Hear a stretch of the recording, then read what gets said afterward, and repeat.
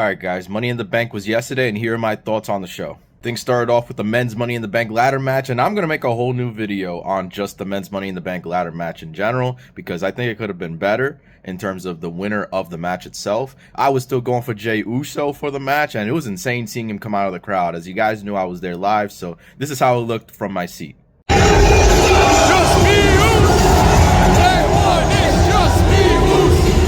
Day one is just me, Uso! Anyway, Carmelo Hayes was crushing it with all the moves he was doing. LA Knight was doing good too. But at the end of it, Drew McIntyre was your winner and became Mr. Money in the Bank. I still think Jey Uso should have won, but I was wrong on my predictions. I don't understand why Sami Zayn won this match, because Braun Breaker now looks soft compared to how he was destroying everybody on Monday Night Raw, including Ludwig and Ricochet. So how is it all of a sudden now he loses to Sami Zayn? I was expecting a bloodbath with Braun Breaker destroying Sami, but Sami Zayn is still your Intercontinental Champion, and that's my thoughts on it. Money in the Bank had Trish Stratus as the host of the show. She surprised everybody with the appearance of John Cena, who unfortunately did say that he is retiring from WWE in 2025. He also spoke at the press conference, talking about his dates and stuff. He has about 30 to 40 dates for 2025 that he wants to do. But WrestleMania 41 will be his final WrestleMania. And thank you, John Cena, for everything you've done. Next up, we got Seth Rollins versus Damien Priest for the World Heavyweight Championship. This match was going great. Both competitors were doing their thing, getting their moves in. Then all of a sudden, some kind of botch happens where Damien Priest didn't kick out. Apparently, it was because Drew McIntyre's team was supposed to play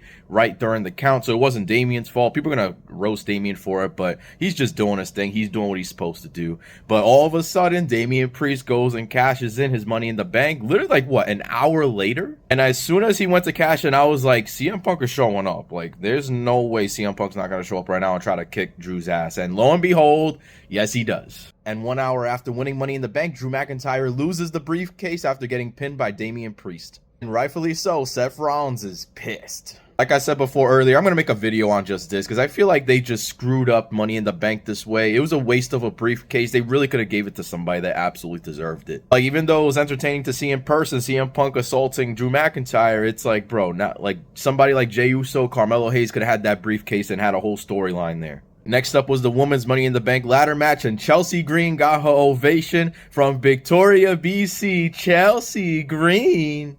Canada was behind her. She was doing her thing. It was funny though. It was a funny performance by her. Io Sky did some crazy drop onto the ladders. Leah Valkyria was doing her thing. Zoe Stark looked like she got hit in the head apparently in the beginning of the match. And at the end of it, Tiffany Stratton pushes Chelsea Green off the ladder onto two tables. And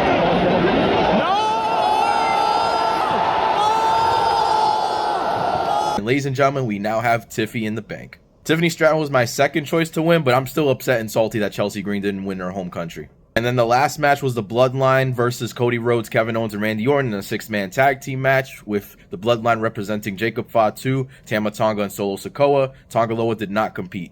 Also, very surprised Jacob Fatu got into Canada due to his criminal history, but Michael Cole did acknowledge that they had to pull some strings just to get him into the country. But there were so many rumors that so many people were going to show up. Jimmy Uso was going to show up. Roman Reigns was going to show up. A new Anoa'i member was going to show up, but nobody did.